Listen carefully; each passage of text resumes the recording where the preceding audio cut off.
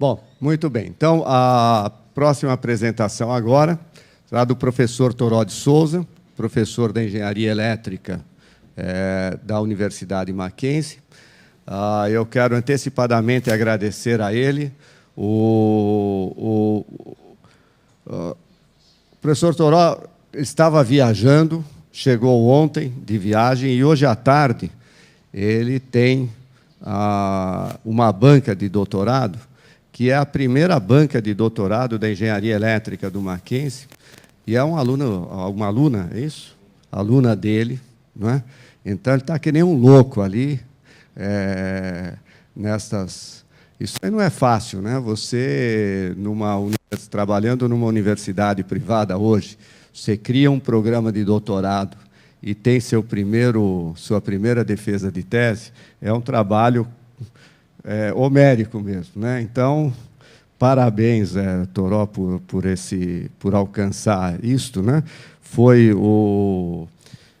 eu me lembro quando nós inauguramos com o projeto Quiatera, né, o seu laboratório novo ali no Mackenzie, né, de ótica, né, que foi um investimento...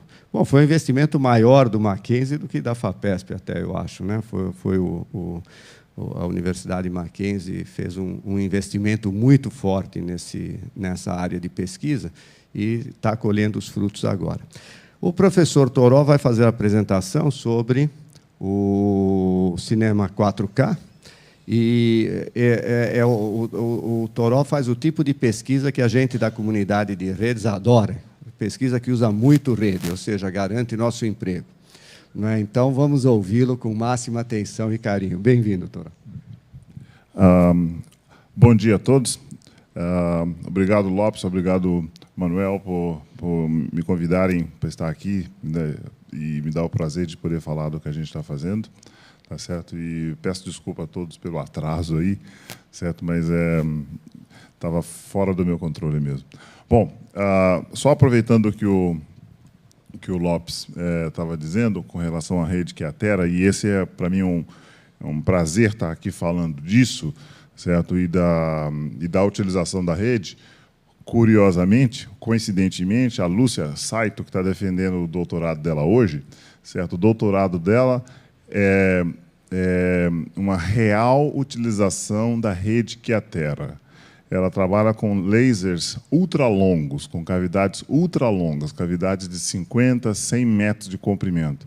E um dos trabalhos dela é justamente fazer um laser debaixo da cidade de São Paulo, usando a rede Quiatera, ligando o USP e o Mackenzie, e isso faz um laser. Tem um laser gigante debaixo da cidade de São Paulo. Essa é a tese dela. Certo? Então, hoje agora eu vou falar para vocês sobre o projeto Quiatera, o projeto 2014K, certo? E falar da transmissão 4K 3D.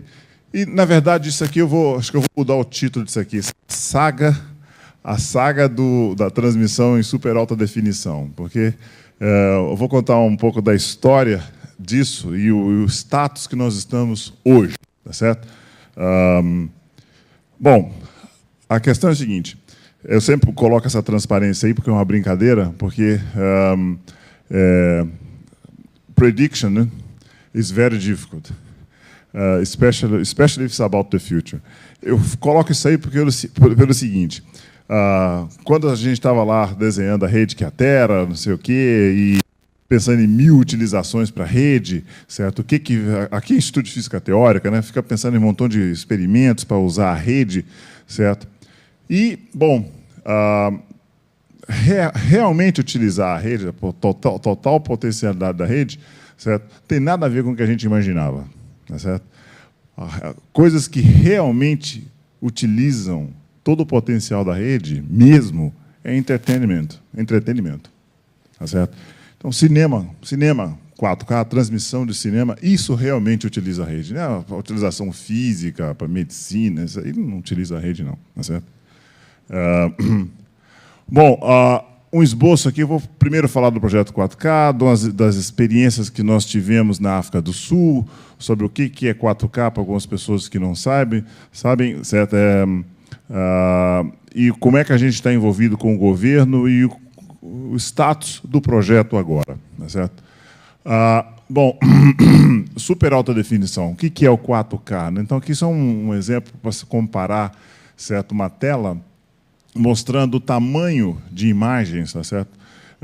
Então, você pode ver o seguinte, certo? Isso aqui é o HD, tá certo? Para você ver o que é o 4K. 4K é 4 vezes o Full HD. São 8,8 milhões de pixels, certo? Numa foto. E nós entramos nesse projeto, tá certo? Porque a Jane, que é uma colega lá do Mackenzie, veio com a proposta da gente fazer uma transmissão transoceânica, certo? Transmitir um filme em 4K do Brasil, tá certo? Para os Estados Unidos e para o Japão. Nisso eu devo muito ao meu amigo aqui, Lopes, porque eu aceitei a proposta de fazer a transmissão, mas eu não tinha feito a conta direito, tá certo? Aí, quando a gente foi ver, certo, o link internacional, na época, não dava para transmitir, não, certo? Era só 2,5 GB, a gente precisava de mais. Então, a FAPESP teve que fazer lá, toques de caixa, o upgrade para 10 GB no link internacional, e gentilmente deixou o link por 2 semanas só, antes de inaugurar, só para a gente fazer o nosso teste. Isso foi realmente... Obrigado, Lopes, mais uma vez, tá certo? E aí é o seguinte, só para... Podia... Isso, ter um filminho. É uma reportagem que o programa Urbano fez com essa transmissão. A gente aqui falando em alta definição e eu tenho que te avisar que talvez a tecnologia HD pode estar defasada. Isso porque já existe o 4K, o chamado cinema do futuro. Já ouviu falar?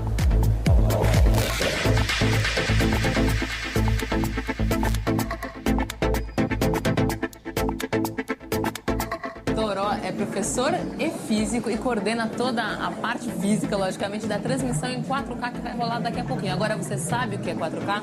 O que é 4K, Toró? 4K é o seguinte, se você pensar no Full HD, nós estamos falando de 1000 linhas de resolução, é 4 vezes isso. Em outras palavras, são 8 milhões de pixels num único frame, numa única foto. E é impactante, porque você consegue ver tudo numa resolução incrível. Você olha uma ponta na outra... Obviamente essa imagem não é 4K, gente, é uma super imagem. O 4K é a aposta de Hollywood para substituir a película. Se você ver ali, você não vai sentir falta da película. É uma imagem melhor que uma película, de alguma forma. Mas existe então já câmeras em 4K, é isso? Existe a câmera em 4K, certo? Existem poucos fabricantes, mas isso é uma questão de tempo. Acho que 4K é o futuro.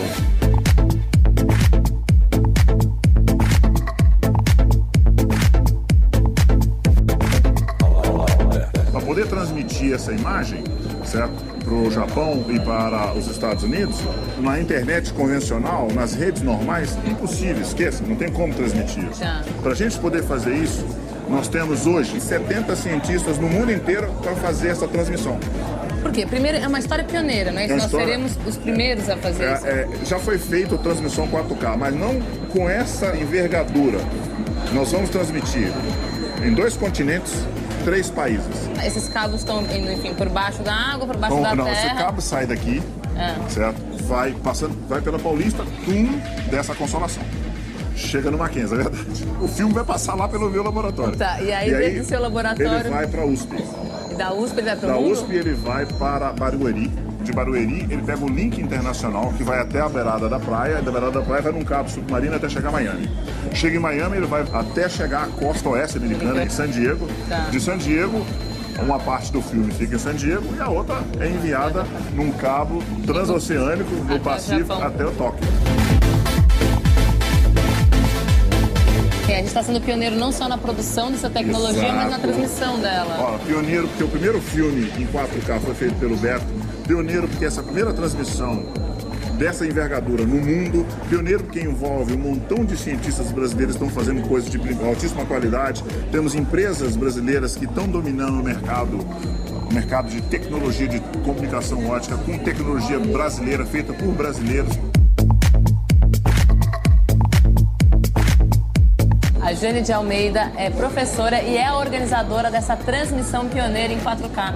De onde saiu essa ideia maluca, Jane? Como é que você trouxe ela para esse festival? Sabe o que aconteceu? Ano passado, no FAIO de 2008, eu consegui juntar um monte de gente e fazer uma projeção de filmes 4K. Isso aconteceu como projeção, vamos dizer, pública, pela primeira vez no Brasil.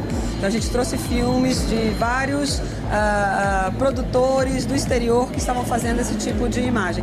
E nessa ocasião a gente tinha um trailer do filme que estava sendo finalizado pelo Beto, né? A partir desse momento a gente resolveu assim, então o próximo desafio nosso é transmitir, né?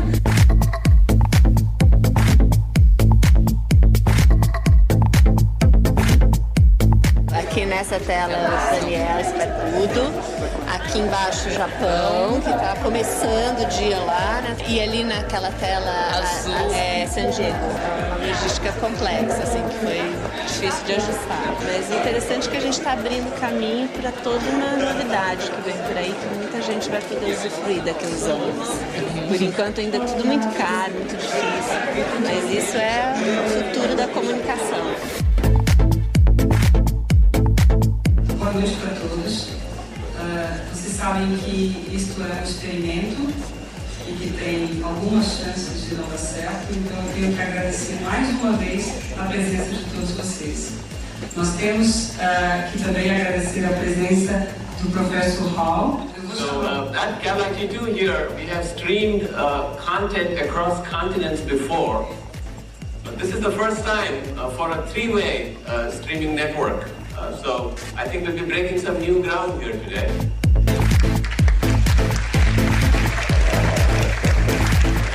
Você acha que é um caminho?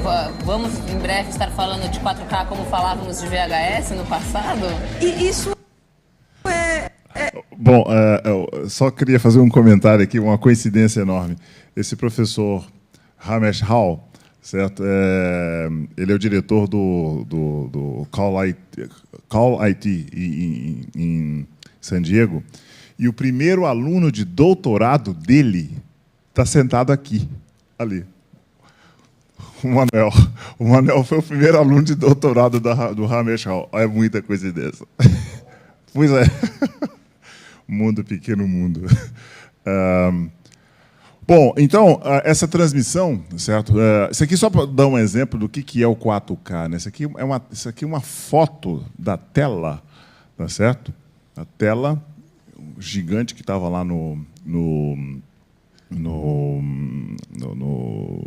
na Fiesp, tá certo? Mostrando a transmissão. Essa aqui é a imagem vinda dos Estados Unidos, do Japão, certo? Todas as imagens lá juntas, e também teve a presença do ministro da Cultura nesse evento, tá certo? Isso foi um marco. Tem um artigo publicado, certo, sobre isso aí para quem tiver interesse. Bom, teve uma repercussão enorme, FAPESP e tudo, certo? E bom, isso nos permitiu propor então alguma coisa mais ousada, que é o projeto 2014K, certo? O projeto 2014K, o objetivo dele é demonstrar a potencialidade da internet no Brasil através de uma transmissão ao vivo de jogos da Copa do Mundo, da FIFA, né, para 5 continentes, em 4K e 3D. Tá certo? Obviamente, a gente, para fazer isso, precisa realmente de redes fotônicas de alta velocidade, certo? Todas elas integradas. A gente pretende utilizar o GLIF para essa iniciativa. Tá certo?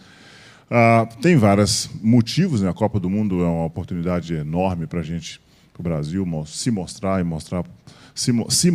né? Para si mesmo e para o mundo, né? E é lógico que esse tipo de iniciativa não se limita à Copa do Mundo, a gente tem também as Olimpíadas. Esse é um projeto, né, que é uma cooperação multidisciplinar, tá certo? Que envolve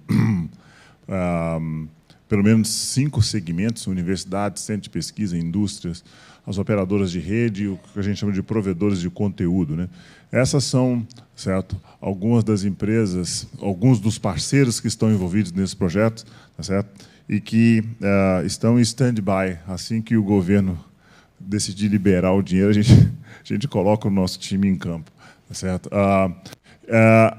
Bom, esse é um projeto que, tá certo, tem várias aplicações, né? Tem vários impactos, né? Só uma coisa que eu estou mostrando aqui, o que a gente chama de cadeia de transferência de tecnologia, certo? Em primeiro impacto, segundo impacto, terceiro impacto, certo? Que são beneficiários imediatos desse projeto, são os operadores de telefonia, tá certo? Empresas produtoras de conteúdo, certo? E a indústria de entretenimento como um todo. Temos parceiros internacionais, certo? Que estão vinculados a esse projeto, tá certo? A gente cita aqui, por exemplo, a NTT, tá certo? O pessoal do CineGrid, tá certo? A Glyph. E, bom, o papel do governo, né? Eu dei esse seminário algumas vezes para o governo brasileiro, tá certo? E eu sempre mostro o seguinte, que essa é uma iniciativa que não é barata, é cara, exatamente cara, mas é uma oportunidade única, tá certo? O governo, a gente conta com o apoio do governo para fomentar o projeto, tá certo? E o governo também é fundamental para ajudar a gente nas negociações com os detentores de direitos autorais, certo? Porque você transmitir um jogo, você tem muita coisa envolvida. Na época que eu fiz isso aqui, montei esse seminário, certo? Eu mantenho isso aqui ainda, mas, pra você ter ideia, eu estava muito preocupado com a FIFA, tá certo? Mas, no entanto, foi a FIFA que veio atrás da gente. Tá certo? A FIFA ficou sabendo do projeto e ligou para a gente, tá certo? E, por incrível que pareça, a FIFA está mais interessada no projeto do que o governo. Engraçado. O financiamento desse projeto, tá certo? Para onde vai o dinheiro, né? Para infraestrutura, contratação de pessoal, viagem, treinamento, material de consumo, coisas assim, certo? A gente pretende montar pelo menos 2 ambientes, tá certo? De captura e transmissão ao vivo, certo? Numa primeira fase, certo? Por exemplo, entre Rio e São Paulo, depois fazer um blow-up, tá certo? Para as 12 cidades. Como seria a rede para essas 12 cidades? Eu tenho uma aluna de mestrado que está realmente fazendo um projeto de arquitetura de 4K das 12 cidades, entendeu? Bom, esse projeto nós apresentamos para o ministro da Ciência e Tecnologia, certo? Nessa data, e ele nos sugeriu, certo? Bom, ele disse o seguinte, uma sugestão: vocês estão querendo muito dinheiro para fazer esse projeto, então vocês deviam fazer alguma coisa para levar para a Copa do Mundo. Alguma coisa para levar para a Copa do Mundo de 2010, veja a data, tá certo? E aí eu me juntei com um bando de malucos, certo? Bom, se a gente não fizer isso, ele não vai dar dinheiro algum, tá certo? Então vamos tentar fazer. Então, quando nós conseguimos fazer algo, certo, para levar para a Copa do Mundo, o Brasil tinha um stand na África do Sul, certo? O Manuel esteve lá, tá certo? E nós apresentamos o primeiro filme 4K 3D do mundo, tá certo? De um jogo de futebol, certo? Nessa época, hoje a gente olhando para trás, a gente vê com mais clareza, a gente não tinha noção do que a gente estava fazendo, sabe? Fizemos feito malucos, mas não sabíamos que estávamos fazendo algo que até agora não foi feito, tá certo? E foi apresentado lá. Você podia fazer o favor de clicar? Tem um videozinho, certo, que dá uma ideia do que foi esse evento.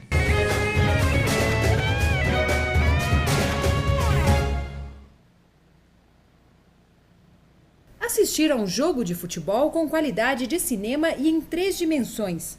2 pesquisadores brasileiros estão desenvolvendo uma tecnologia revolucionária, capaz de filmar e transmitir imagens ao vivo em altíssima qualidade. Cada quadro dessa definição, a gente tem 8,8 milhões de pixels, que é 4 vezes o que a gente chama de Full HD. As imagens são digitais, por isso podem ser transmitidas simultaneamente por fibra ótica para qualquer lugar do mundo, uma vantagem em relação ao filme feito em película. A ideia do Brasil é utilizar a tecnologia em fase experimental em salas de cinema de diversas cidades brasileiras e em pelo menos 40 países durante a Copa do Mundo de 2014. Mas para que as transmissões sejam possíveis, será preciso investir em infraestrutura, equipamentos e, principalmente, capacitação. O objetivo maior do nosso projeto é a formação de recursos humanos altamente qualificados através do desenvolvimento tecnológico e científico desse projeto. O primeiro teste da tecnologia foi feito durante o jogo entre o Grêmio e o Internacional na final do Campeonato Gaúcho, em maio deste ano.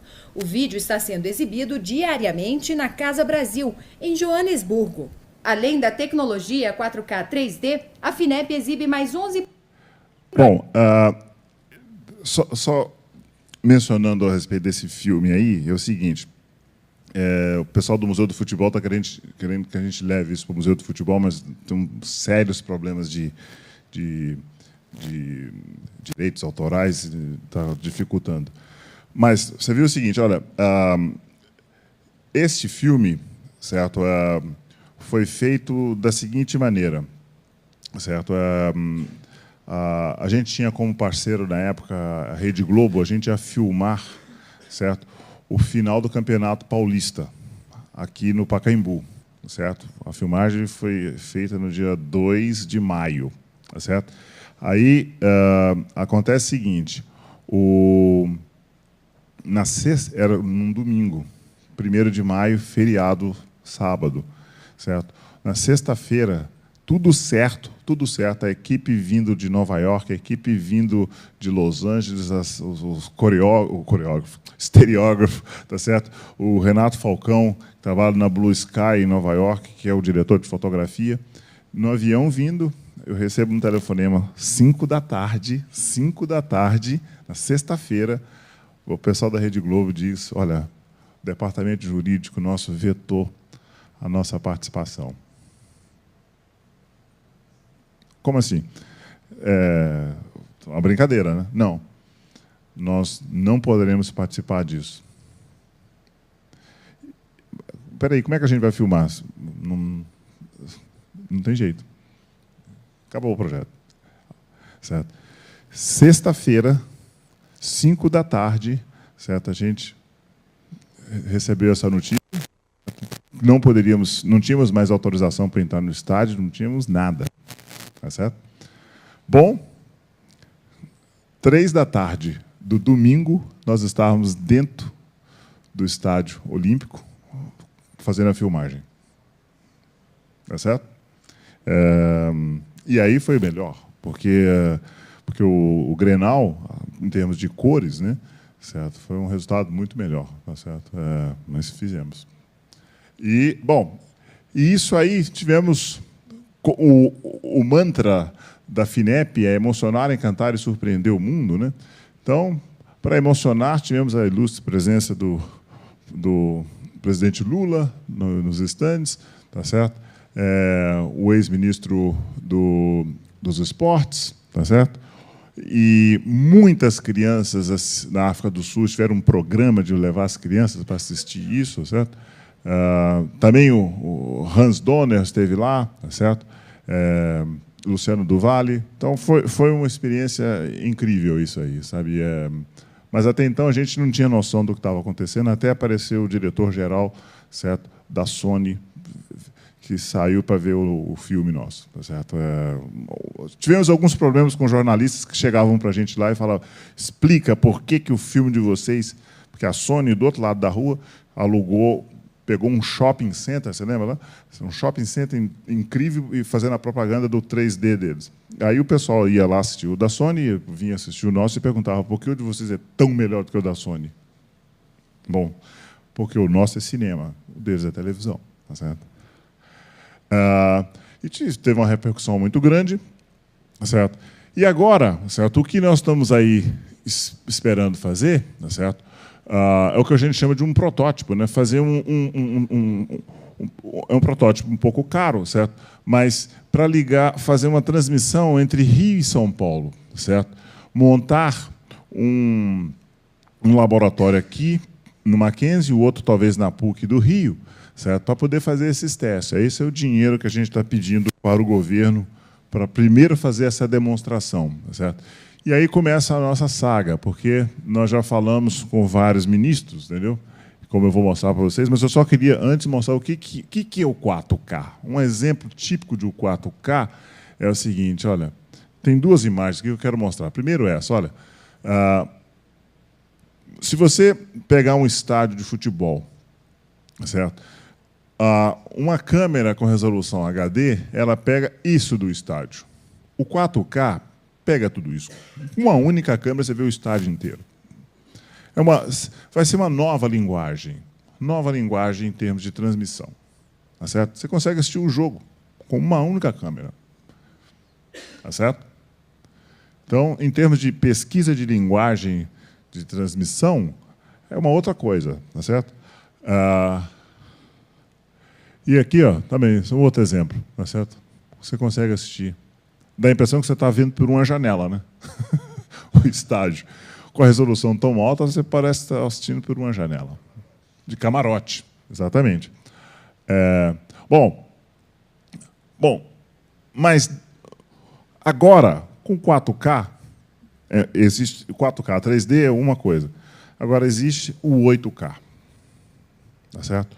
E o 8K, certo? A gente tem, certo?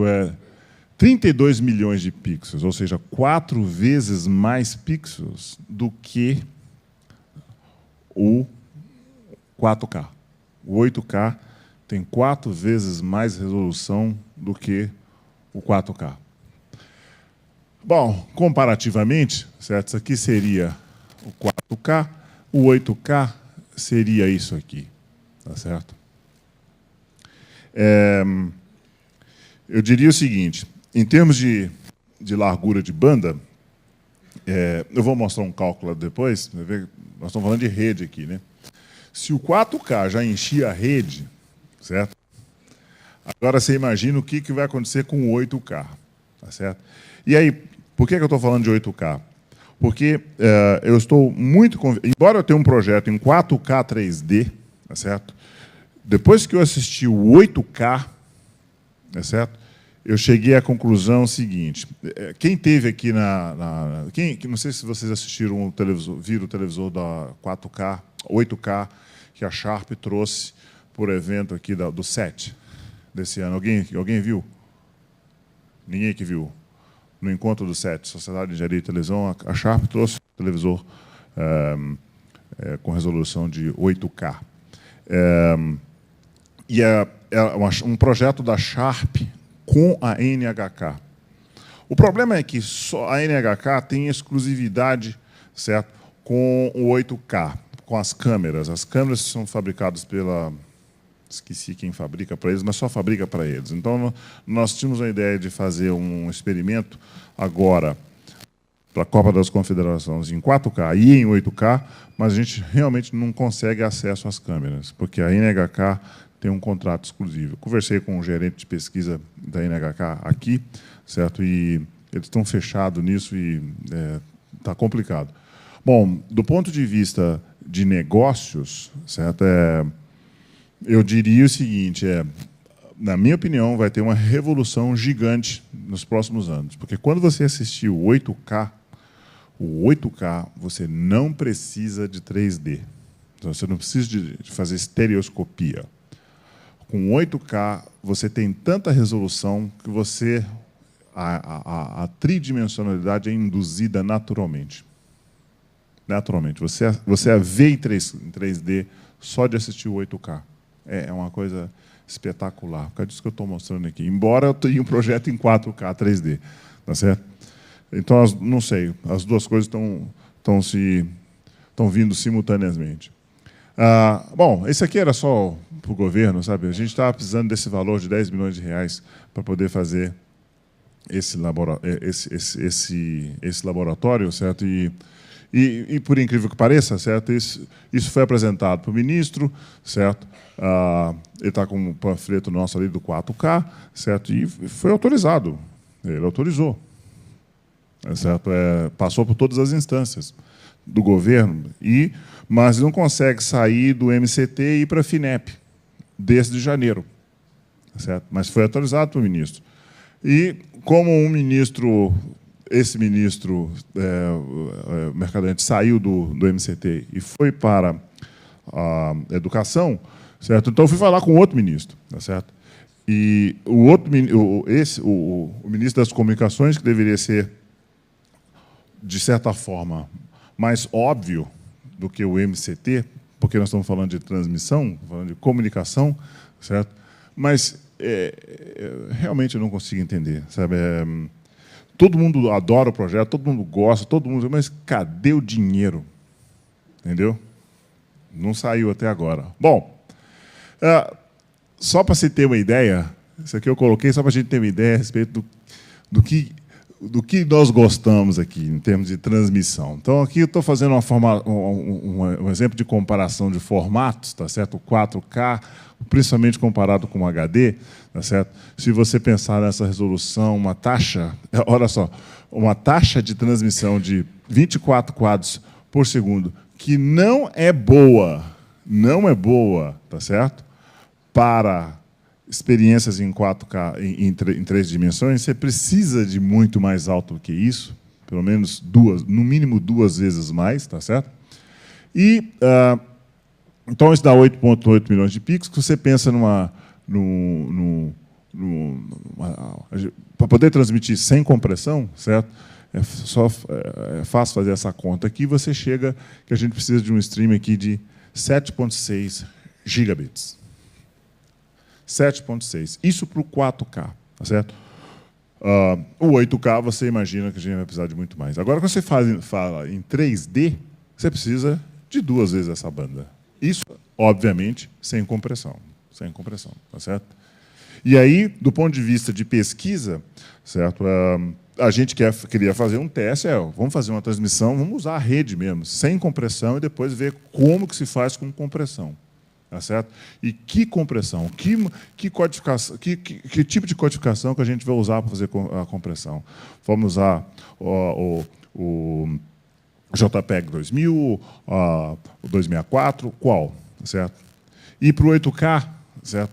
Se fala agora em outro tipo de formato de modulação, de compressão. Eu conversei com... Você sabe que a NHK fez um experimento agora durante a Copa, durante a Olimpíada, e eles transmitiram 8K do Japão, certo? De Londres para o Japão, e para um ponto nos Estados Unidos. Bom, eu não sei se alguém aqui teve notícia dessa transmissão, um detalhe disso, certo? Foi pouco divulgado, certo? Mas eles já fizeram esse experimento. A gente queria fazer aqui também ano que vem, certo?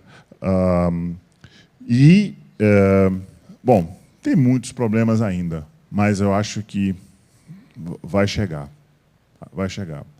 certo? Porque é incomparável uma coisa com a outra, sabe? É que nem você pegar um iPad, um iPhone, certo? E pega um celular da Nokia de 3 anos atrás, sabe assim? Um virou uma carroça, sabe? Esse aqui é o ponto. Bom, gente, ações, certo? Que a gente esperava, certo? Ter nesse projeto é o seguinte, né? Nós fizemos em 2009 essa transmissão, fizemos em 2010 esse experimento, certo? Esse conteúdo, né? Geramos esse conteúdo. A gente esperava fazer alguma coisa, certo? Nos Jogos Militares de 2011, não conseguimos financiamento, tá certo? Na Rio 2012, Rio mais 20, a gente também não conseguiu fazer. Agora a gente está com muita esperança de conseguir, certo? Algo para a Copa das Confederações, tá certo? Copa do Mundo, visando Copa do Mundo e Olimpíada. Então, o nosso foco agora é a Copa das Confederações. A gente realmente espera que a gente consiga financiamento para esse evento. Bom, não posso reclamar de tudo, certo? Eu estou aqui reclamando demais, mas assim, pelo menos o Ministério dos Esportes, tá certo? Demonstrou algum interesse e eles nos concederam não sei se vocês acompanharam esses projetos do Ministério dos Esportes com relação à Copa, tá certo? eles um mecanismo tipo a Lei Rouanet, certo? Você consegue uma carta do Ministério, certo? De apoio, certo, a um projeto nosso, e nós temos um projeto que é para fazer filmes das 12 cidades sedes da Copa em 4K 3D, tá certo? De divulgação. E um filme, são 13 filmes, 12 filmes das 12 cidades e um filme falando de tudo. Eles aprovaram o nosso projeto, certo? E aí significa que a gente agora precisa de alguma empresa que queira investir no projeto, tendo como benefício a isenção fiscal, tá certo? Não é o nosso métier, não é o nosso principal foco. Nosso principal foco é transmissão.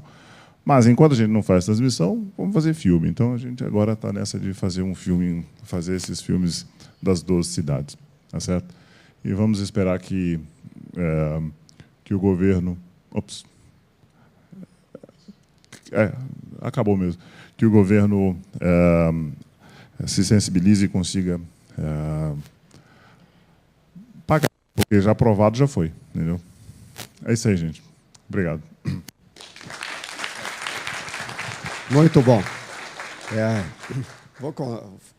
Uma coisa interessante sobre o professor Toró é que, antes dele virar físico, ele era cantor, né? Era um astro aqui do meio musical. E é sério, viu? Ele canta bem pra caramba, viu?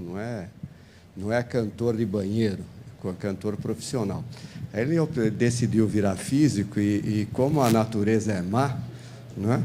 A física da fotônica o trouxe de volta ao mundo das artes aqui com o cinema 4K, né? Então, não tem jeito, Toró. O teu futuro são as artes, não adianta querer ser físico. Muito bem, nós temos tempo para algumas perguntas. Tem ali...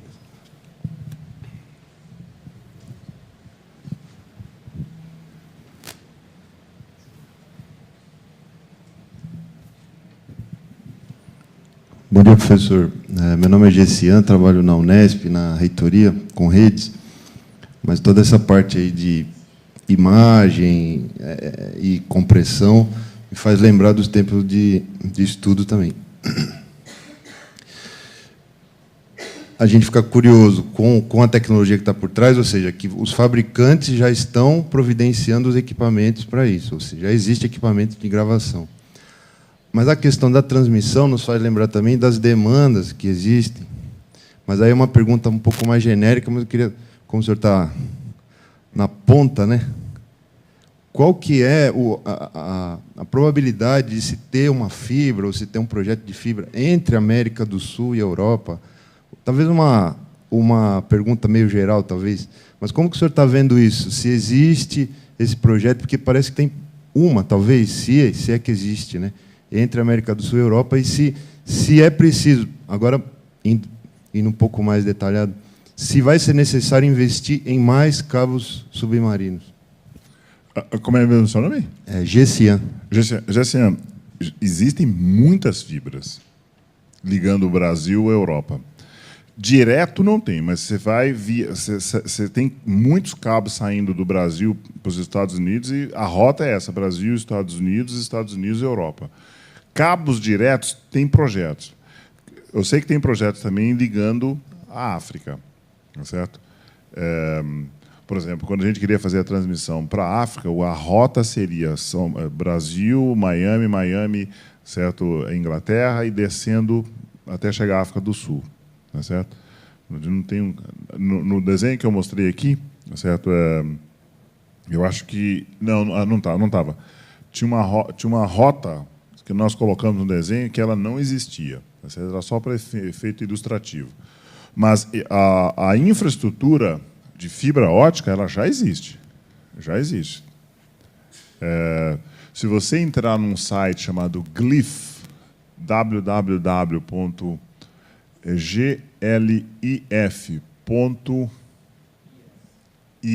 né? Você vê lá mapas, tá certo? De redes, só de redes de pesquisa de alta velocidade ligando muitas cidades, muitos pontos no mundo.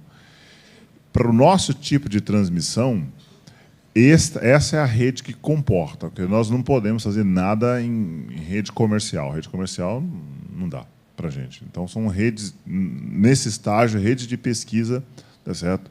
Que colaboram. E com o que tem é suficiente? Em termos de transmissão, sim.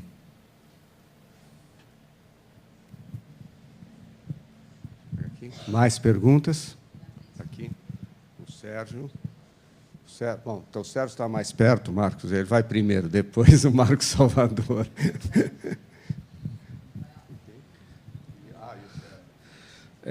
Pelo que eu entendi, esse tipo de transmissão vai ser necessário para exibições em salas de cinema. Existe alguma chance disso vir a ser transmitido para a casa das pessoas? Mudar toda essa tecnologia de transmissão HD para uma transmissão 4K? Bom,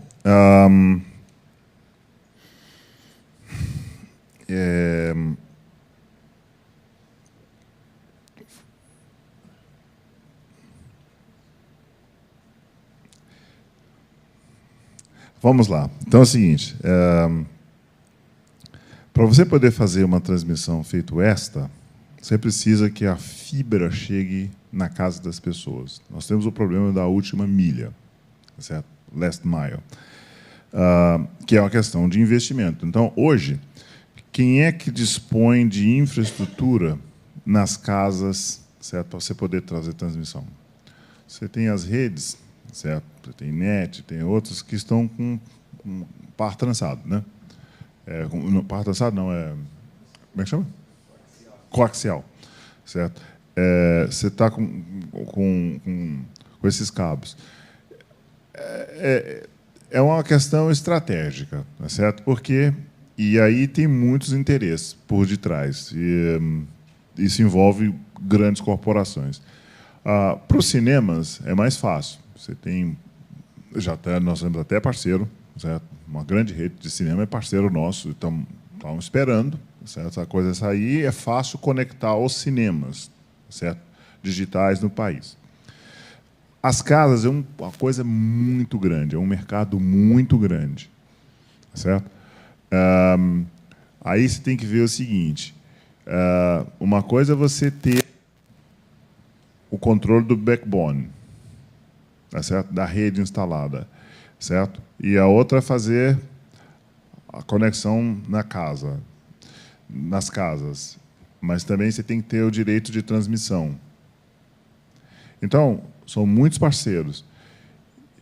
Eu acredito o seguinte, que quem detém a tecnologia atual hoje vai querer manter isso de qualquer forma. Mas se existir um outro grupo, grande o suficiente, capaz de querer, eu tenho algo que é muito maior, muito melhor do que isso. Vai custar 5 vezes mais, mas eu vou conseguir recuperar isso em 10 anos ou 5 anos, não é certo? Se alguém quiser arriscar fazer isso, certo?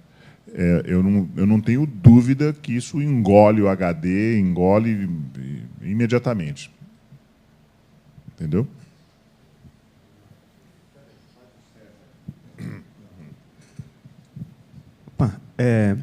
Anteontem, no blog do Linus Torvalds, ele comentou que há vários anos os laptops estão empacados numa certa resolução, 1.300 por 600 e pouco. E ele acha um desperdício, porque os celulares já estão com uma resolução suficientemente igual ao dos laptops, sendo que você tem todos os laptops que poderiam ter resolução muito maior. Qual que seria o seu pensamento sobre isso? Enfim, ele está certo? Bom, a questão é a seguinte, você precisa de mais resolução? Para que você precisa de mais resolução? Essa é a questão. É certo? O mercado, de certa forma, se você tem uma plataforma, se você tem toda uma estrutura montada, estou falando do pensamento de uma grande empresa que é meio óbvio. Para você se você tem toda uma infraestrutura montada, você vai tentar tirar o máximo possível dela. Se você não tem nenhuma ameaça àquilo que está estabelecido, então você não vai mudar mesmo, certo? Você só vai fazer um upgrade se você um investimento, né? Se você vislumbrar a possibilidade de ganhar mais ou se você estiver sendo ameaçado. Entendeu? Do ponto de vista de negócio, tá certo? Você pensa em lucro, tá certo? Do ponto de vista esse pensamento não tem nada a ver com o ponto de vista tecnológico, com o ponto de vista de cientista, tá certo? Uma coisa a visão de ciência, de mercado, e uma coisa a visão de ciência, outra coisa a visão de mercado, certo?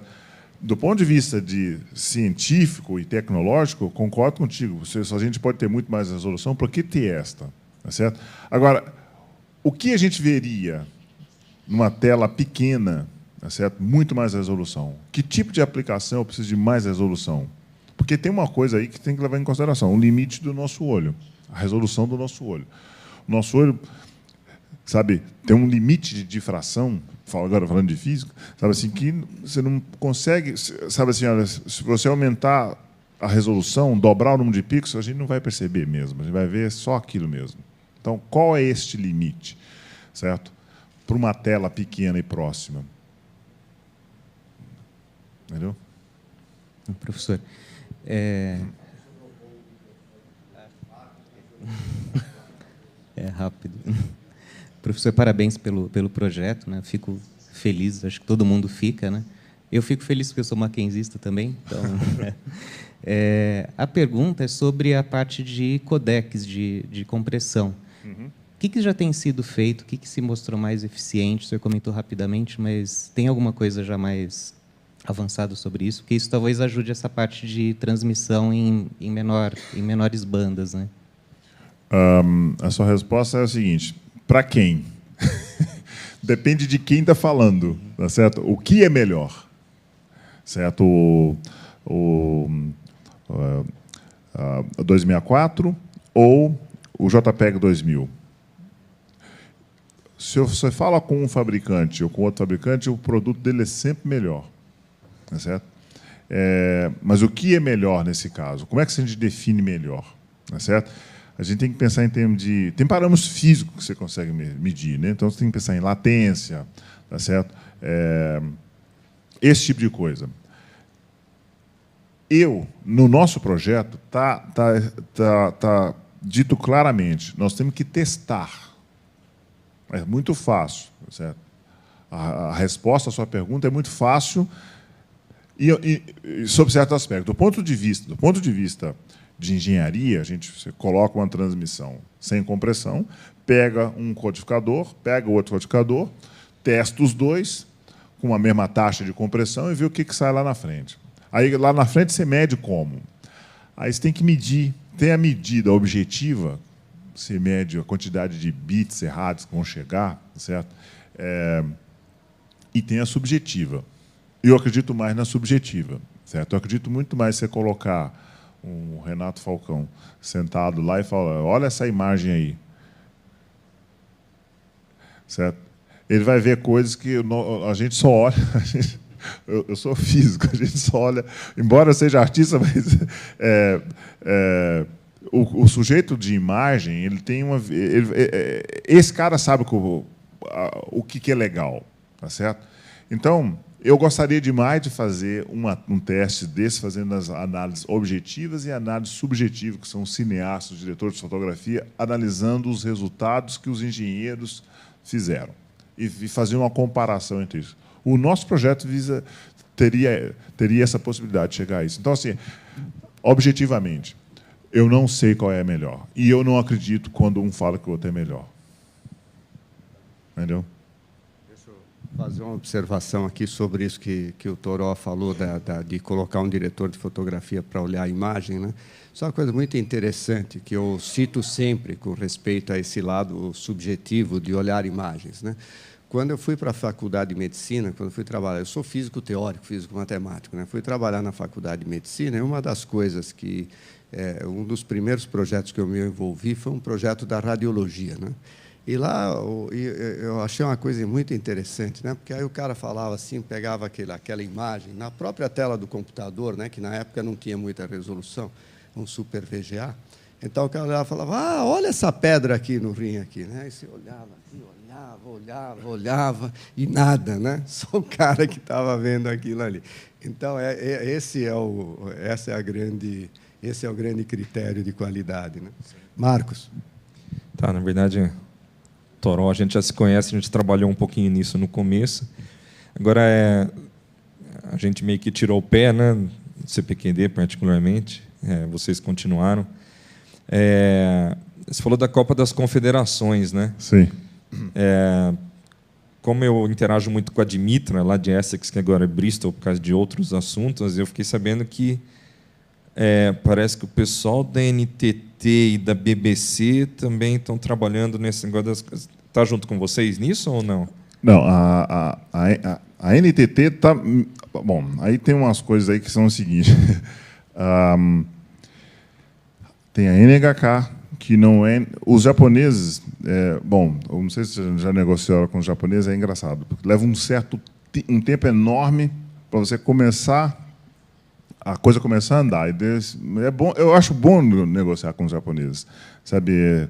Você passa aí um ano sem nada acontecer. Aí, de repente, os caras ficam testando. Né? Quando eles ganham confiança, a coisa é boa. Mas eu estou dizendo o seguinte, a NTT está muito envolvida com a gente no 4K. A NHK no 8K.